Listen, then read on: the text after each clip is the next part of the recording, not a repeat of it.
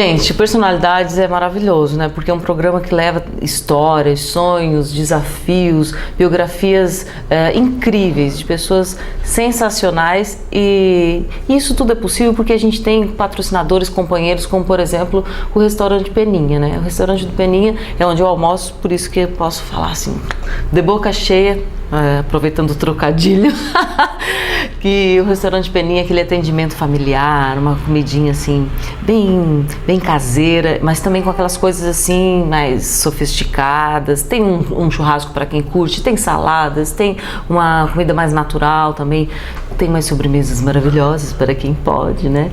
E à noite ainda tem tábuas, lanches e agora a novidade, pizza! Então o Restaurante do Peninha, bem em frente à Rádio Araranguá, é a minha dica. Bom, e aí o Peninha e a Estela, né, proporcionam a maravilha de estar na casa de uma pessoa como ela. Que um dos significados, tem dois significados que eu encontrei no nome dela, mas um dos significados é abençoada por Deus. Mas não tinha coisa mais certa para ser?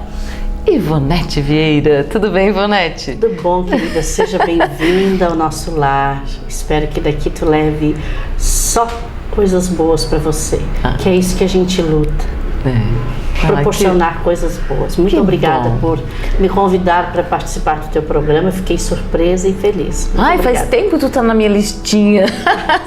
Porque eu acho que... Mas cada vez que a gente conversa, tem histórias mais interessantes, tem coisas mais legais, e eu me surpreendo ainda mais com a história. E é por isso que a gente vai contar para vocês um pouquinho da história da Ivonete. Tu sabia que tem uma versão do teu nome que Ivonete é abençoada por Deus? Não sabia, meu bem. Ah, é? Fico feliz, então. Então que eu não perca esse merecimento, não é, Karen? Porque a gente saber e ter certeza que é amparada pelo nosso Criador, eu acho que é de não perder o endereço. Fico muito feliz de você me dar essa notícia. Então, essa tua ligação com a espiritualidade, além de forte, é algo que há muito tempo tu alimentas e tal. Mas quando começou isso? A minha mãe foi um dos médiuns muito importantes nessa cidade. Foi uma pessoa assim que sempre deixou bem-estar aonde passou. Dona Ivone e seu João, que é o nome de meu pai, que já estão do outro lado da vida, os dois, foram um casal que passaram muito trabalho para criar os seus filhos. Foram pessoas que vieram em um berço muito pobre materialmente, mas assim, nunca cansaram de buscar o lado da espiritualidade. Minha mãe foi sempre uma mulher muito religiosa. E aí, católica, fazia parte daquele grupo Corações de Maria, no ginásio dos padres. No tempo, quem coordenava ali se chamava Padre Armando. E tem aí um histórico muito bonito, sabe? Eu tinha mais ou menos uns 7 anos, nós morávamos num sítio lá perto do Arroio do Silva. Quantos irmãos, Ivonete? Nós somos em 7, sendo que 6 estão encarnados, mas temos um irmão que eu não conhecia antes de mim, que desencarnou já, ainda bem pequeno. E essa história da minha espiritualidade começou justamente, Karen, nesse lugar ao qual meu pai e minha mãe foram trabalhar na roça para sustentar seus filhos. Vieram da serra, sofridos, não tinham, vamos dizer assim, bens materiais para bancar 6 filhos, estudo, enfim, uma série de coisas. Só que naquele tempo, quando se falava em mediunidade, meu Deus, eram bruxas, né? Nem pensar. Até hoje ainda se entende muito pouco sobre isso, mas já se aceita. E minha mãe, na sua religiosidade, tirava nós da cama às 6 da manhã para ir assistir a missa de domingo, que era filhinha, né, os 6, para ir se confessar e toda aquela história. Aqui em Araranguá? Aqui em Araranguá. Eu me criei na cidade de Araranguá, eu vim para cá com 3 anos, sabe? E nesse período a minha mãe dava uns desmaios, eram coisas assim muito estranhas, e tinha aquelas, diziam eles que minha mãe tinha... faltava oxigênio e ela desmaiava. Só que quando ela desmaiava, ela falava diferente, ela trazia um histórico, ela ajudava uma pessoa, e de repente minha mãe desmaiava de novo e voltava a ser minha mãe, aquela que nos criou. E isso, para entender, meu Deus, minha mãe começou a ir na igreja frequente, no ginásio dos padres, que tem a capela até hoje. E um certo dia ela estava no primeiro banco, com aquela faixinha no pescoço, e o padre olhou para ela e disse assim: Dona Ivone, vai ao confessionário, quero conversar com a senhora. Minha mãe foi para o confessionário, assustada. Chegou lá, o padre Armando disse assim a ela: Dona Ivone, queria lhe pedir que a senhora não viesse mais à missa. Minha mãe quase morreu. Disse: mas por quê? Ela contava assim para nós, depois que ele tremia igual uma vara verde, como a gente brinca. Aí ele disse: porque a senhora tem com a senhora um dom que não combina com a igreja. Ele era por si só médium também, tanto que o padre Armando acabou sendo considerado louco, foi embora para Porto Alegre, internaram ele. Assim, tem um histórico bem interessante, mas eu digo, foi o anjo de guarda da minha mãe no período. E aí, Karen, a Dona Ivone ficou numa decepção. Imagina. Isso, porque ela foi convidada a sair de dentro de um templo ao qual ela servia na sua religiosidade, no seu conhecimento, enfim. Com os filhos tudo pequenos, aquilo foi um baque. Fomos embora para esse sítio do tal de Fundo Grande, perto do balneário Arroio do Silva. Eu, minha mãe, eu pequena, o Pedrinho, meu irmão, e a outra minha irmã, Marli. Fomos para lá, meu pai foi plantar roças para poder sustentar os filhos que tinha. E Heraldo e Maria e o outro meu irmão, o Duda, ficaram na cidade trabalhando para dar certo alguma coisa na vida. Aí minha mãe começou a desmaiar nesse bendito desse sítio, lá no Fundo Grande, longe, tinha que atravessar esteirais de areia, arroio, de carroça, cavalinho que se assustava com abelha, era aquela coisa. Enfim, para te encurtar o caso, um dia, na hora do recado, que existe até hoje, era o que tínhamos para ouvir, minha mãe recebe uma notícia assim: senhora Ivone, venha para a cidade que o seu cunhado José está muito mal e vai morrer e precisamos que a família esteja junto. Nossa, que foi um baque naquele tempo, nem era desencarnado, nem se entendia que há a possibilidade de termos vida pós-morte e tal. Aí minha mãe, mais que depressa: Jango, vá buscar o cavalo e bote na carroça, porque eu tô indo para a cidade. Sou obrigada a ir lá, o Zequinha tá muito mal e eu tenho que ir lá dar assistência para minha irmã. E eu e o Pedrinho, pequenininho, para cima da carroça com ela e viemos embora. Quando chegamos ali, Karen, eu tinha na época 7 anos. Eu fico pensando nas perguntas e ela vai respondendo se eu falar. Não precisa, ela vai... Manda ficar quieta, porque eu falo. Não, eu adoro, tá economizando um monte, eu vou tomar café assim à vontade. Ah, com certeza. Tu tinha 7 anos? 7 anos. Tá. Foi a primeira vez que eu vi a manifestação de alguém através de um médium, porque até então eu não entendia. Chegamos lá, minha mãe, o meu tio já estava com um outro senhor atendendo ele, com um copo de água na mão e um mercúrio. E ele se chamava, chamava-se Mário Chaves, era um médium que tinha aparecido na região, que enfim, trazia os ditos milagres, lia o futuro das pessoas, aquela história assim que tem uma certa confusão. Então ele estava assim, para botar aquele mercúrio, se a água ficasse vermelha, meu tio iria viver.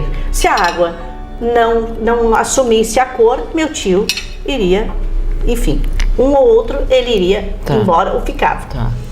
Aí, Karen, de repente a minha mãe bota o pé na porta no quarto, meu tio já esperando a morte chegar. Esse senhor levou um impacto com aquele copo de água, derramou água no chão, derrubou aquele mercúrio. E eu me lembro isso como se eu estivesse vivendo hoje. Eu tinha 7 anos e tu sabe que a memória de um pequeno não guarda tanto, mas foi algo assim que me marcou, porque todos nós iríamos ver o titio que estava indo embora. De repente minha mãe deu aquela mudança, mudou a voz e ele entregou o copo e o mercúrio. Aliás, o mercúrio no chão, a água também. Entregou o assunto para a família e disse: a partir de agora eu não tenho nada a ver com vocês, estou indo embora. Quem vai cuidar desse senhor é essa senhora aqui que chegou. Todo mundo ficou impactado com aquilo. Meu Deus, mas uma miserável que não sabia nem escrever o nome. Minha mãe era analfabeta, sabe? E de repente a minha mãe começou a falar coisas bonitas, diferentes. E uns fugiam de medo, outros acreditavam e foi aquela história e tal. E foi quando eu vi pela primeira vez a manifestação de alguém muito inteligente através de um mecanismo chamado mediunidade, e foi aonde despertou em nós justamente a vontade de entender e estudar a espiritualidade. A partir dali, minha mãe se transformou num médium, começou a estudar, foi fundada uma casa espírita. Eu me criei dentro desse processo espiritual. Experimentei outras religiões, porque eu acho assim de suma importância, todas elas, porque na verdade o Deus para nós é único, mas nós somos igual casas, nós temos que ter alguns pilares para nos sustentar. E o que é um pilar? É a religiosidade que tu carrega, isso aí é inconfundível, não tem como tu não admitir isso. Então eu acabei experimentando outras doutrinas, mas não me achei. Tá. Sabe, minha mãe nunca nos induziu a nada. Cada qual tem seu livre-arbítrio e busca. E foi daí, com o tempo, com essa doação espontânea de minha mãe, uma pessoa extremamente carinhosa, caridosa. Ela era a benzideira da coloninha, era filas, ela trabalhava em casa, a casa vivia cheia de gente. E minha mãe era uma senhora jovem, quando ela assumiu a mediunidade dela, ela tinha 32 anos. Bah. Bem mais jovem que eu, sabe? E aí foi acontecendo esse histórico da religiosidade espiritual na nossa vida. E foi daí por diante que eu nunca mais deixei de estudar. E só que assim, assumir bem mesmo foi com a maturidade. Agora, dos meus 40 anos para cá, foi que realmente assim eu me dediquei ao estudo, ao conhecimento espiritual. Mudei alguns comportamentos de minha vida com relação à materialidade, aos exageros. Aprendi a ouvir, aprendi a falar. Ainda exercitamos muitos sentimentos que nos fazem mal, como ira por algumas coisas, desacertos que tu não gosta. Ninguém é santo, tá todo mundo aqui nessa provação, é teste todo dia. Mas foi dentro deste campo que eu me encontrei como Ivonete, sabe? Tem alguma diferença, uma infância, uma criança que tem uma mãe que é médium, além de tu ver aquela fila enorme de pessoas procurando por ela e tal, tu acha que tem alguma diferença? Tem. Faltou um pouco da mãe, talvez? Ou não? Ela dava conta de tudo? Meu Deus, Karen. Minha mãe foi uma mãe exemplar. A minha mãe me ensinou a bordar. Minha mãe me ensinou crochê. Minha mãe me botou em aulas de costura. Eu sei pintar. As artes que eu faço hoje foi minha mãe que me ensinou. Minha mãe tinha tempo de fazer cursinho de pintura em tela. Minha mãe trabalhava na casa espírita de segunda a sexta. E nunca deixou de dar assistência ao lar. Muito pelo contrário. Nós éramos extremamente abençoados pelos nossos pais. Meu pai desencarnou com 82 anos, sabe? Não acho que tu não conheceu ele. Meus pais me deram só exemplos bons. O que nós fizemos de ruim hoje, talvez, por um pouco de ignorância, não foi por exemplo deles. Pode ter certeza disso. Minha mãe tem muitos adeptos a ela ainda até hoje. Pra te ter uma ideia, ela era uma pessoa tão especial que, para ajudar financeiramente meu pai, não tinha estudo, ela inventou de botar uma pensão. Ela tinha, uma época, 36 jovens, era só meninos, porque assim ela não quis misturar. Ela foi mãe praticamente de alguns até o desencarne. 36? O Beto Cras Borges. O Beto Cras Borges saiu da minha casa para casar com a Lola. O Beto Cras Borges foi um filho para Dona Ivone, que hoje, se tu falar com o Beto, ele tem um amor por minha mãe, assim, incrível.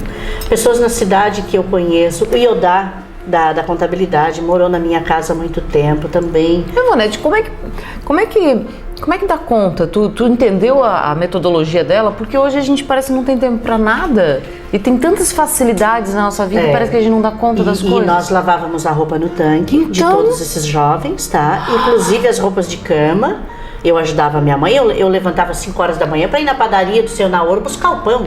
Para servir o café para eles às 6h30, porque tinha alguns que pegavam naquela empresa de fumo da Intabex antigamente, às 7 horas eles tinham que estar lá, e dava tempo de você ter sábado e domingo, Karen, que hoje a gente não tira. Eu estou morando há um ano nesse apartamento. Até hoje, os meus irmãos ainda não me visitaram direito para fazer uma refeição comigo, porque não tem tempo.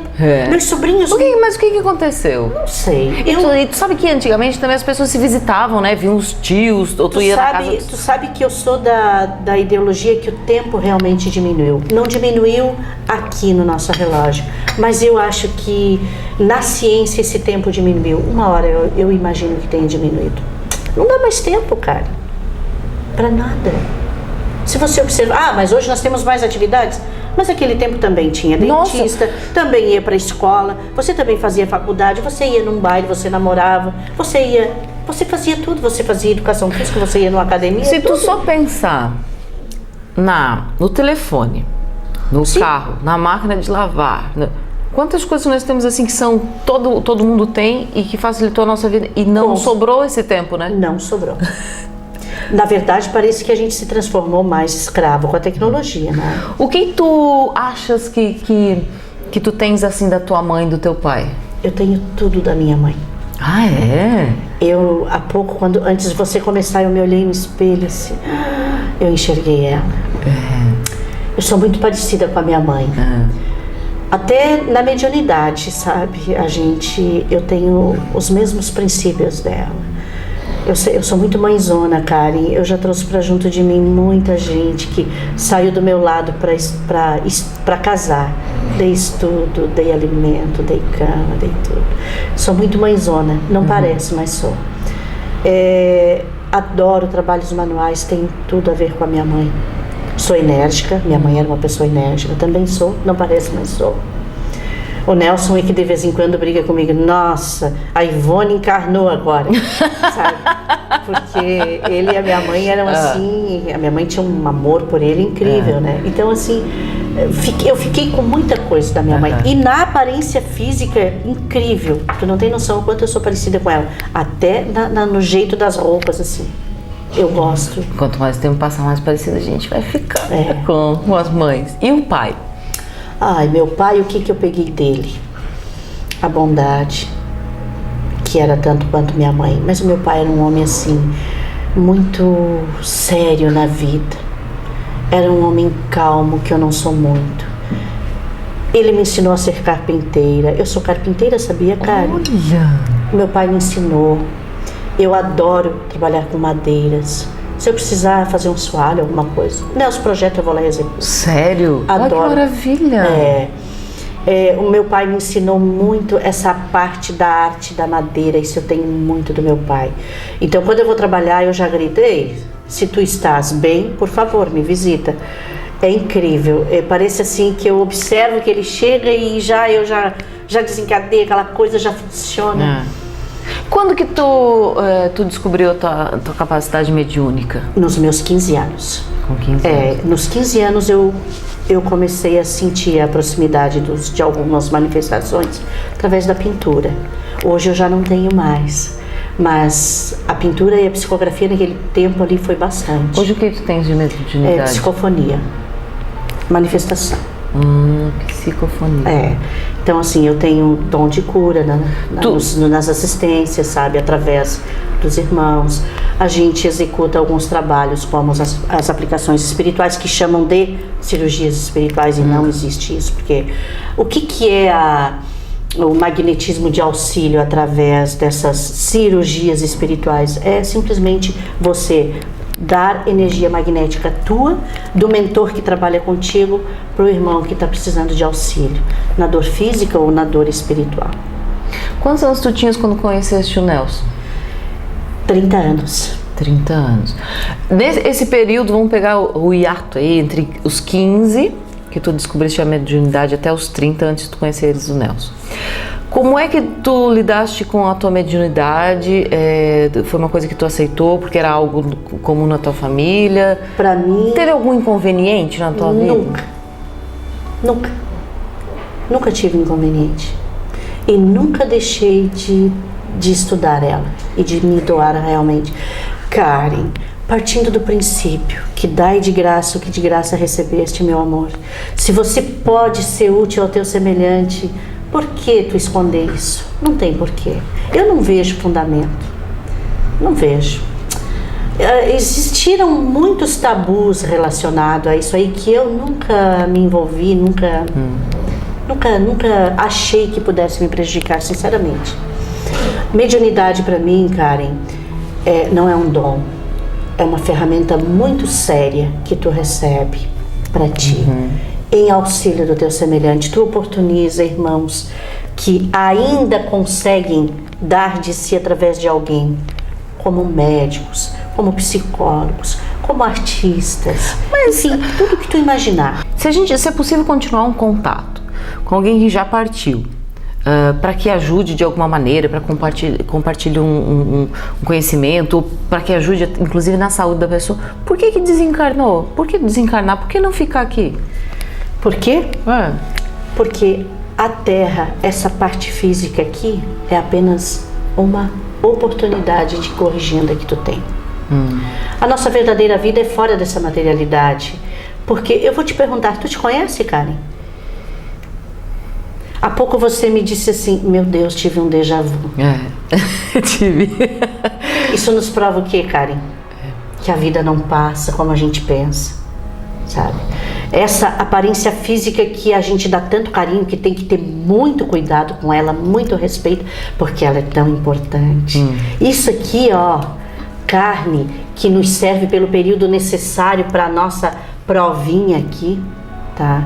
Ela tem que ter muito cuidado com ela, você tem que dar muita saúde para ela, você tem que amar ela, você tem que dar a higiene necessária para ela, você tem que enfeitar ela, sabe? Eu tenho um irmão que ele é espanhol, se chama Manolo. Ele é assim, espetacular. Então ele diz assim para mim, irmã, as mulheres não podem perder os seus brilhos. As mulheres têm que andar sempre bem arrumadas. Sabe por quê? Porque é a arma mais importante que ela carrega com ela. Se ela está bem linda, bem arrumada, todos olham e dizem, que linda que tu estás, que bonito. Olha a energia que ela recebeu. Mas se ela está desmerecida, caidinha, ai querido, o que houve contigo? Já jogou a energia dela pro chão? Tá amarela? Teu cabelo? O que aconteceu? Então assim, aproveita isso aí como uma forma de você estar sempre bem com a vida. Tu sabe que eu e o Nelson, a gente é muito mais irmão e amigo do que marido e mulher, como a gente costuma dizer. Por quê? Porque a gente, nesses 24 anos de convivência, a gente ficou tão cúmplice um do outro que a gente não sabe nem discutir. Tá vendo aquelas duas flores ali? Só um pouquinho. Eu me alterei um pouquinho com ele ontem. E aí diz ele assim, ficou triste. O Nelson fica triste quando eu me altero com ele. Aí tu sabe o que ele me fez? Chegou em casa à noite com esta flor vermelha e essa branca. Aí ele disse, amor, eu trouxe pra você. Eu disse, ai que bom. Aqui, ó, é paz e amor, que é o que nós precisamos ter. Não precisamos ter guerra, nunca. Então, eu me emociono com meu marido. Ele é um espírito espetacular. Foi um presente que Deus me deu, assim, incondicional. Porque ele entende tudo, ele me conhece, ele me entende. Eu entendo ele, eu conheço ele. E a gente recebeu o Hans nessa junção aí da paz e do amor, que no início foi bem difícil. Sabe? Deixa eu te interromper rapidamente, porque a gente tem que ir pro segundo intervalo e essa história toda que é linda, linda, linda, a gente vai ouvir no segundo bloco. Mas antes, eu vou voltar até um pouquinho antes de ir pro segundo bloco. Tu estava falando sobre beleza e tal, e brilhos e feminilidade e tal. Tu tens um pouco dessa vaidade da beleza? Tem. Não como vaidade, mas como um grande cuidado. Se eu nasci no sexo feminino e as mulheres por si devem estar bem sempre, eu procuro me cuidar muito. Eu acho que um batom faz muito bem. Um olhinho pintado, pouquinho. Por que deixar o cabelo branco com essa tecnologia que está aqui hoje? Mas Oh, agora a meu moda, Deus. o cabelo é branco, Ai, tu não, viu? mas eu prefiro pintar o meu. Não gosto. Eu acho que nós temos que aproveitar assim, Karen. Falar em pintar cabelo e se achar bonita e tal, quem faz o meu cabelo é o Betinho, que Ah, eu te imagino. ama, Ah, que te eu mandou acho. milhões de beijos. Ele disse Obrigada. que te adora. Te Gosto adora. muito dele também. E o Betinho é que cuida assim do meu cabelo, é de tudo, né? Cortar, pintar, alisar. E lá no salão do Betinho tem tudo isso. Tem designer de sobrancelha, tem a Dulce que faz as minhas unhas. Enfim, é completo. Além de ter todas essas coisas legais, o dia da noiva, maquiagem, penteados, o ambiente do salão do Betinho é um ambiente maravilhoso. Vale a pena ir lá só para tomar um café. Eu Ele é devo visitas maravilhoso. para ele. Eu quero lá levar o convite do lançamento do livro para ele, se Deus Muito quiser. bem. Bom, então eu vou pro intervalo comercial e volto já já, não sai daí.